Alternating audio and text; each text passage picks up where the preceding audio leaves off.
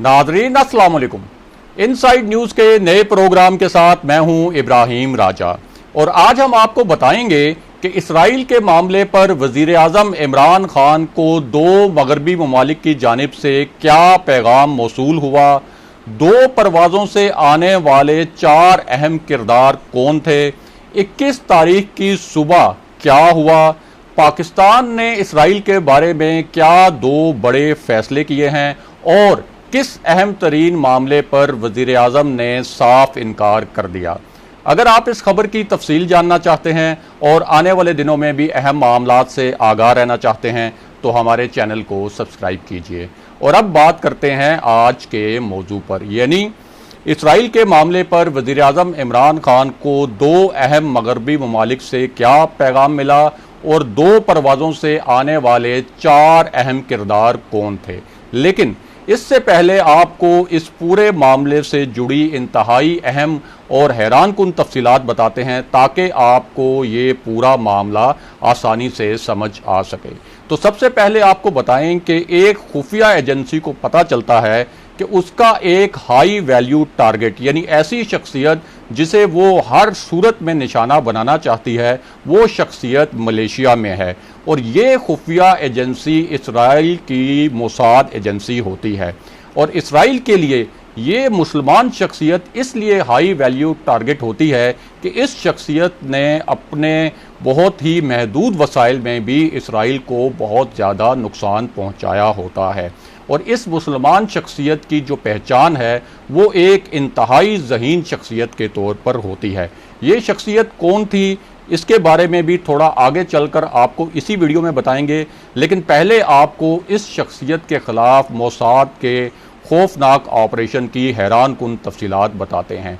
तो आपको बताएं कि जब मोसाद को पता चलता है कि ये शख्सियत मलेशिया में है तो उसे खुफिया तरीके से कत्ल करने का मंसूबा बनाया जाता है। लेकिन मलेशिया जैसे मुल्क में इस शख्सियत को कत्ल करने का मिशन जो है वो बहुत ही पेचीदा होता है और इसके लिए मोसाद अपने चार जो शफ़ाक तरीन एजेंट्स हैं उनका इंतखाब करती है और इन एजेंटों को दो दो एजेंटों की टोली की शक्ल में मलेशिया मिशन पर रवाना किया जाता है। और इन चार एजेंटों में से दो एजेंट इस हाई वैल्यू जो टारगेट है यानी इस अहम शख्सियत के घर की निगरानी करते हैं ताकि पता चले कि वहाँ कौन कौन रहता है और कौन कौन वहाँ आता जाता है, जबकि दो जो एजेंट हैं वो इस शख्सियत की जो नकलो हरकत है उसकी निगरानी करते हैं ताकि ये पता चले कि ये शख्सियत किस वक्त कहाँ जाती है और इसको कत्ल करने का कौन सा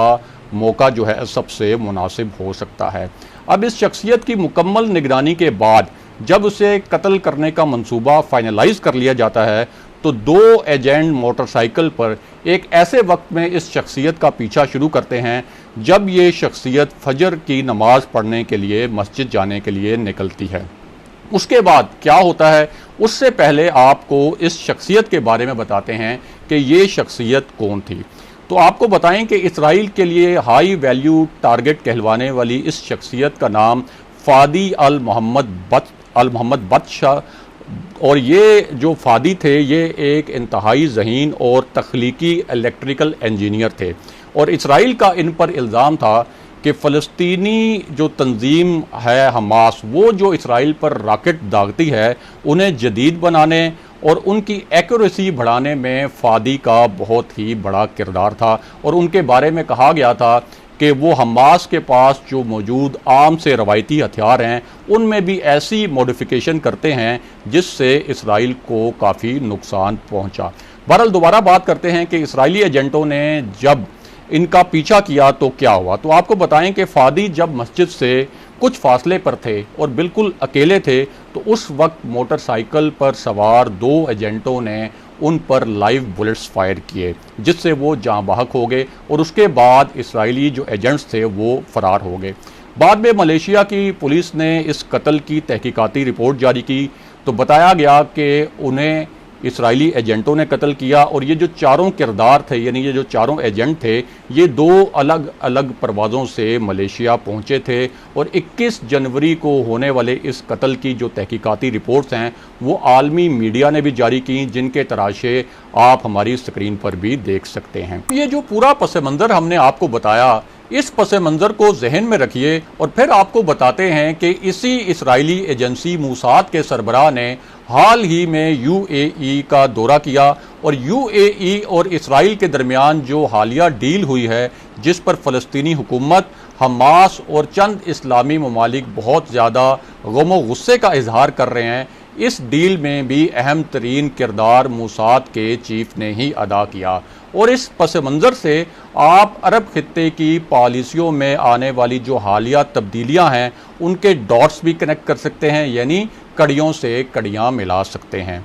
और अब आपको बताते हैं कि पाकिस्तान को इसराइल के हवाले से 2 मगरबी ममालिक की जानिब से क्या पैगामात मिले, लेकिन वज़ीर आज़म इमरान खान ने इन्हें मानने से इनकार कर दिया। तो आपको बताएं कि इस्लामाबाद में एक ब्रीफिंग नुमा तकरीब हुई, जहां मुझे और चंद दीगर सहाफ़ियों को भी बुलाया गया था। इस तकरीब में चंद आला सरकारी हुकाम, कुछ सफारती हुकाम और चंद दीगर अहम शख्सियात मौजूद थीं। और इस तकरीब में मौजूद अहम ज़राए ने हम सहाफ़ियों को पस मंज़र में बताया कि जब यूएई और इसराइल की डील हुई तो 2 अहम मगरबी ममालिक, ऐसे 2 अहम मगरबी ममालिक जिनके पाकिस्तान से अच्छे और अहम नौइयत के ताल्लुकात हैं, उन ममालिक की जो सफारती लॉबी है उसने ये कोशिशें शुरू कर दी कि पाकिस्तान इसराइल और यूएई की डील के बारे में एक मस्बत किस्म का बयान जारी करे। और पाकिस्तान से ये कहा गया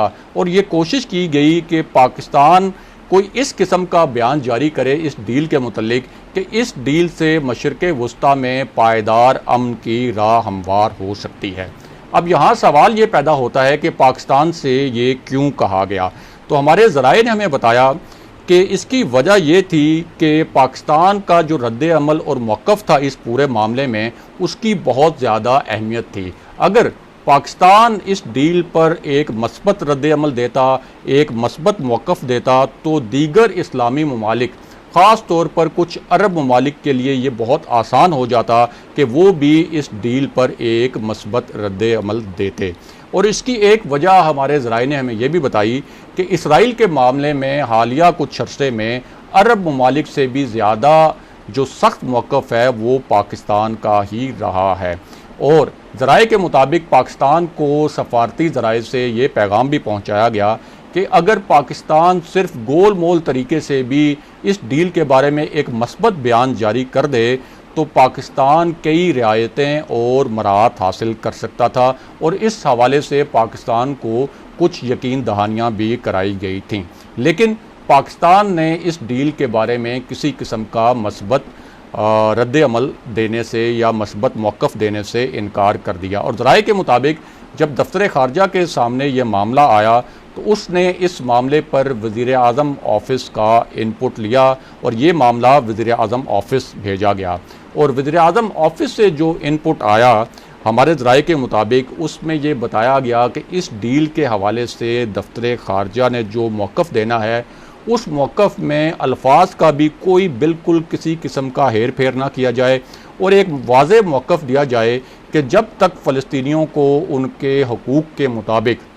उनकी खुद मुख्तार रियासत नहीं मिलती, पाकिस्तान इसराइल को तस्लीम करना तो एक तरफ, उसके साथ किसी भी किस्म के किसी भी नौइयत के ताल्लुकात बनाने में भी कोई पेशरफ्त नहीं करेगा। और कोई दोस्त मुल्क हो, चाहे वो अरब खित्ते में दोस्त मुल्क हो या कोई मगरबी ममालिक में कोई दोस्त मुल्क हो, तो उसको पाकिस्तान से इस किस्म की कोई तवक्को भी नहीं रखनी चाहिए। और यहाँ ये बात भी बहुत अहम है कि इसराइल और इसराइली एजेंसी मूसाद और भारत की एजेंसी रा, ये दोनों एजेंसियां जो हैं ये मिलकर हमेशा पाकिस्तान के मफादात के ख़िलाफ़ काम करती रही हैं और अब भी कर रही हैं। और दोनों एजेंसियां पाकिस्तान के ख़िलाफ़ मुश्तरका ऑपरेशंस की मनसूबाबंदी भी करती रही हैं, अगरचे इनमें से कई ऑपरेशंस ऐसे हैं जो नाकाम हो गए थे। और इसराइल के मामले पर तो वज़ीर आज़म इमरान खान ने अब बाज़ाब्ता और बाकायदा मौक़िफ़ भी दे दिया है कि फ़लस्तीनियों की खुद मुख्तार रियासत बनने तक पाकिस्तान किसी सूरत इसराइल को तस्लीम नहीं करेगा। और ना सिर्फ हाल ही में उन्होंने ये बयान दिया है, बल्कि 2019 में न्यूयॉर्क में एक तकरीब के दौरान जहां इसराइली लॉबी के लोग भी मौजूद थे, वहां भी उनसे ये सवाल किया गया था कि क्या पाकिस्तान इसराइल को तस्लीम कर सकता है। तो वहाँ भी वज़ीर-ए-आज़म इमरान खान ने कायद-ए-आज़म के एक कौल का हवाला देते हुए ये कहा था कि जब तक फ़लस्तीनियों को उनकी आज़ाद और ख़ुद मुख्तार रियासत नहीं मिलती, पाकिस्तान किसी सूरत इसराइल को तस्लीम नहीं करेगा। नाज़रीन, आज के प्रोग्राम के लिए बस इतना ही। अगले प्रोग्राम तक के लिए खुदा हाफ़िज़।